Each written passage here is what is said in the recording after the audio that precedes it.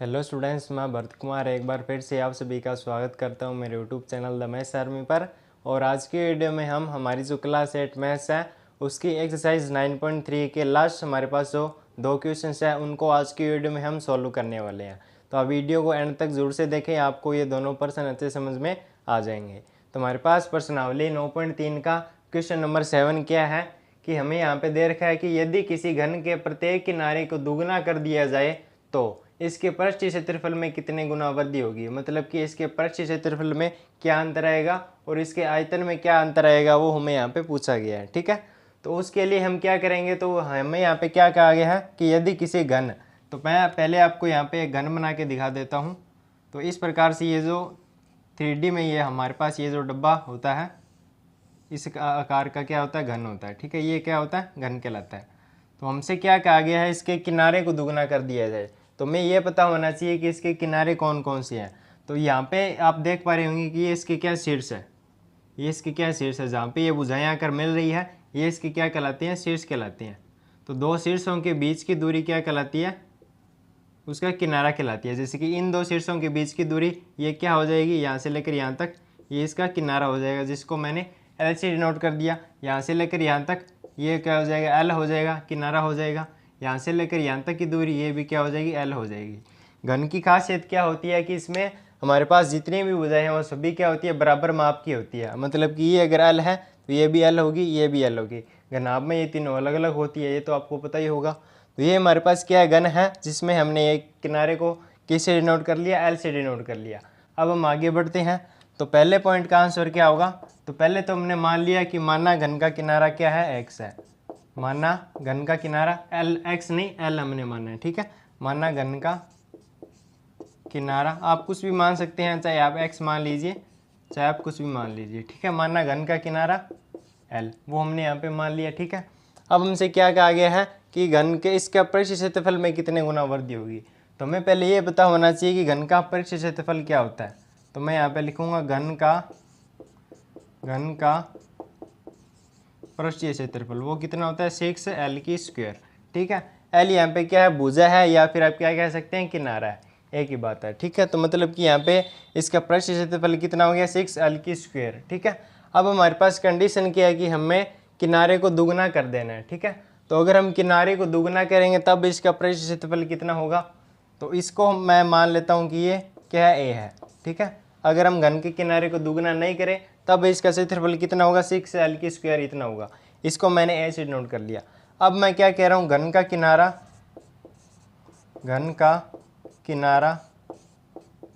दुगना करने के बाद, क्योंकि हमें सवाल में दे रखा है कि किनारा दुगना करना है, किनारा दुगना करने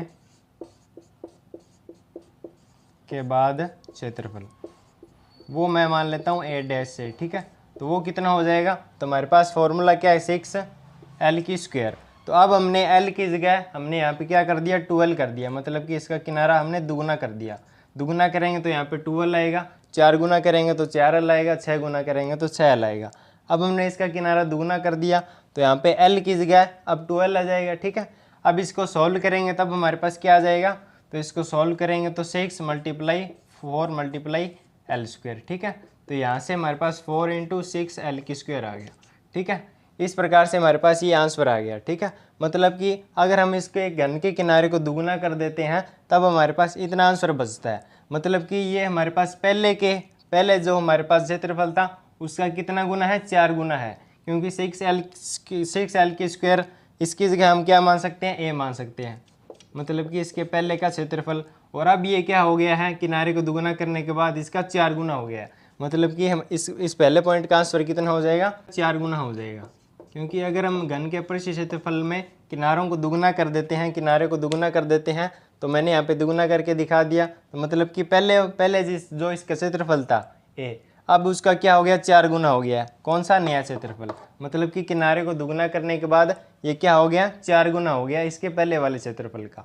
मतलब कि इसमें 4 गुना की क्या होगी, वृद्धि होगी। वही तो हमें यहाँ पे बताना था कि कितने गुना की वृद्धि होगी, तो वो होगी 4 गुना की। इसी प्रकार से हम इसका आयतन में वृद्धि ज्ञात कर लेते हैं।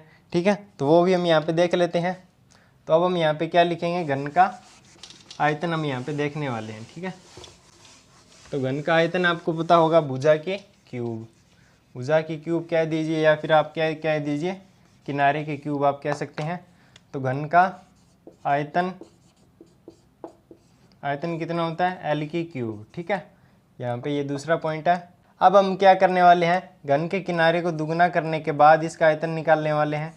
घन के किनारे को दुगुना करने के बाद आयतन, दुगुना करने के बाद आयतन वो कितना हो जाएगा। तो हमारे पास यहाँ पे ये जो किनारा है इसको मैं दुगुना कर देता हूँ। तो पहले तो L था, अब मैंने कर दिया 2L, मतलब कि दुगुना कर दिया। ये इसकी क्या हमें करनी है, क्यूब करनी है। ठीक है, पहले इसका किनारा कितना था, L था, अब हमने क्या कर दिया, दुगुना कर दिया, 2L कर दिया। तो अब ये कितना हो जाएगा, तो 2 की क्यूब 8, L की क्यूब।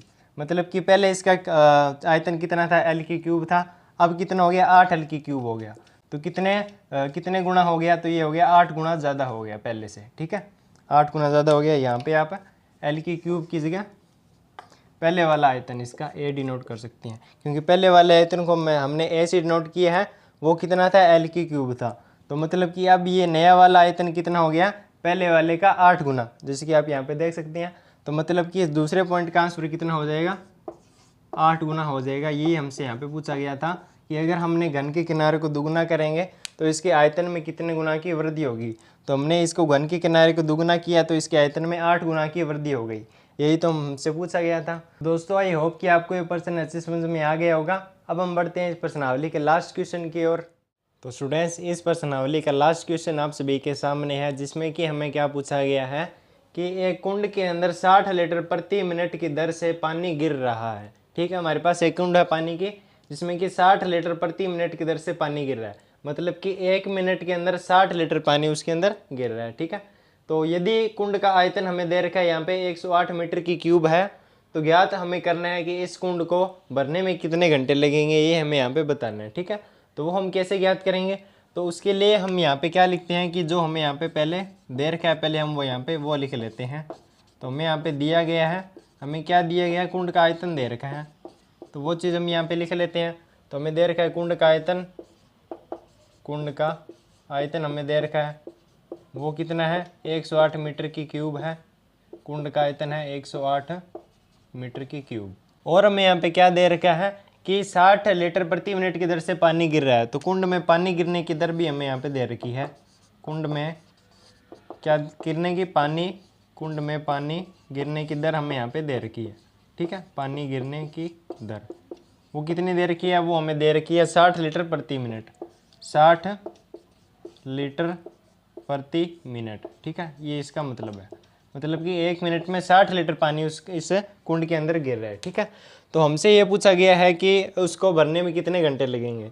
आप यहाँ पे सवाल में देख सकते हैं कि हमें यहाँ पे ये जो इसका आयतन है वो किस में दे रखा है, मीटर की क्यूब में दे रखा है, लेकिन हमें यहाँ पे ये जो डाटा है ये किस में दे रखा है, लीटर में दे रखा है।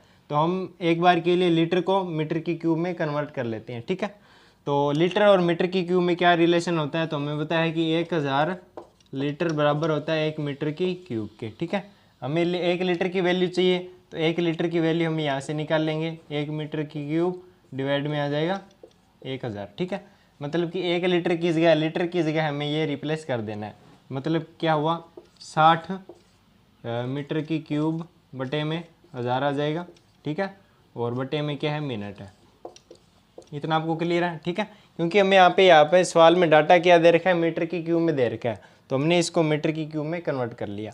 अब हमसे क्या पूछा गया, कितने घंटे लगेंगे, लेकिन हमें यहाँ पे डाटा किस में दे रखा है, मिनट में दे रखा है, मतलब कि हमें मिनट को भी घंटे में कन्वर्ट करना होगा। तो मिनट और घंटे में क्या रिलेशन होता है, तो हमें पता है कि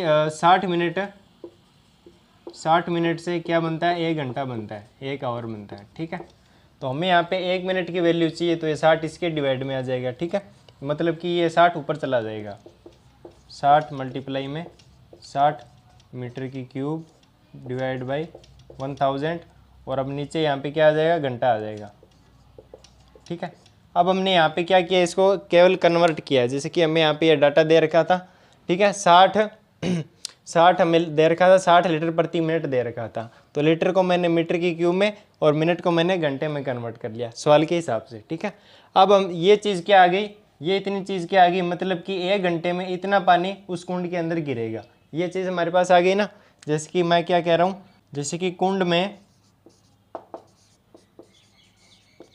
इतना पानी 60 multiply 60 metre cube divide by 1000, इतना पानी गिरने में कितना समय लगेगा, तो 1 घंटा लगेगा, क्योंकि ये प्रति घंटा है ना, गिरने में लगा समय, तो वो कितना आ जाएगा यहाँ पे 1 घंटा आ जाएगा, ठीक है, 1 घंटा। अब हमसे ये पूछा गया है कि अब हम यहाँ से क्या निकाल लेंगे, 1 मीटर क्यूब पानी गिरने में लगा समय, ठीक है। फिर हम क्या निकाल लेंगे, 108 मीटर क्यूब पानी गिरने में लगा समय। तो इस प्रकार से हम यहाँ पे ये निकाल लेंगे कि उसको कितना टाइम लगा है उस कुंड को भरने में, ठीक है। आसानी से हम यहाँ पे पता लगा लेंगे। तो मैं एक बार के लिए ऊपर वाला यहाँ पे रफ कर रहा हूँ, ठीक है, ताकि हम इसको आगे सॉल्व करें। तो मैंने यहाँ पे क्या लिखा है कि कुंड में अगर इतना पानी गिरेगा तो उसको 1 घंटा लगेगा, ठीक है। तो अब मैं यहाँ पे लिखने जा रहा हूँ कि कुंड में 1 मीटर क्यूब, मतलब कि 1 मीटर क्यूब की वैल्यू मैं यहाँ से निकालने जा रहा हूँ। तो बाकी ये सब आगे चला जाएगा, ठीक है। कुंड में 1 मीटर क्यूब पानी गिरने में लगा समय, पानी गिरने में लगा समय, तो वो कितना लगेगा, तो आगे हमारे पास क्या 1 घंटा है, ठीक है। और इसके मल्टीप्लाई में ये आ जाएगा 1000 हमारे पास यहाँ पे आ जाएगा, और इसके डिवाइड में हमारे पास 60 मल्टीप्लाई 60 आ जाएगा, ठीक है, 60 मल्टीप्लाई 60 आ जाएगा। अब हम क्या याद कर लेंगे यहाँ से कि अगर कुंड में 108 मीटर क्यूब पानी गिरे तब उसको गिरने में कितना समय लगेगा। तो मतलब कि हमें यहाँ पे मल्टीप्लाई में 108 कर देना होगा और हमारे पास आंसर आ जाएगा, ठीक है। यही तो हमें यहाँ पे पूछा गया है, क्योंकि कुंड का टोटल आयतन कितना है, 108 मीटर क्यूब 108 मीटर की क्यूब है, इसलिए हम इसको यहाँ पे मल्टीप्लाई करने जा रहे हैं। तो कुंड में अगर 108 मीटर की क्यूब पानी गिरेगा तब उसमें कितना समय लगेगा, पानी गिरने में लगा समय, ठीक है, तब कितना समय लगेगा। तो एक मीटर क्यूब के लिए हमने निकाल लिया, 108 के लिए मतलब कि 108 से मल्टीप्लाई यहाँ पे कर देंगे, ठीक है, 1000 मल्टीप्लाई में 108, 60 मल्टीप्लाई में 60, ठीक है। ये किस में आगे जाएगा, घंटा में आ जाएगा, ठीक है। ये तो हमें यहाँ पे पूछा गया था। तो 10 से 10 ये 2 0 कैंसिल हो जाएंगे हमारे पास यहाँ पे। तो 1080 को भाग करना है 36 से, तो 36 तिया होता है 108, मतलब कि यहाँ पे आ जाएगा 30 आ जाएगा, ठीक है, 30 घंटा, मतलब कि इस कुंड को पूरा भरने में 30 घंटे का समय यहाँ पे लग जाएगा। ये तो हमसे यहाँ पे पूछा गया था। हमें यहाँ पे पहले जो दे रखा था पहले, तो हमने यहाँ पे वो लिख लिया।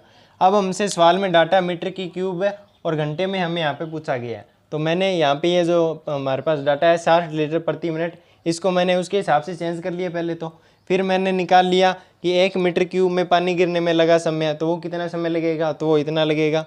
अब हमें ज्ञात करना है 108 का, क्योंकि तभी तो वो कुंड पूरी भरेगी, ठीक है, क्योंकि उस कुंड का आयतन ही कितना है, 108 मीटर की क्यूब है।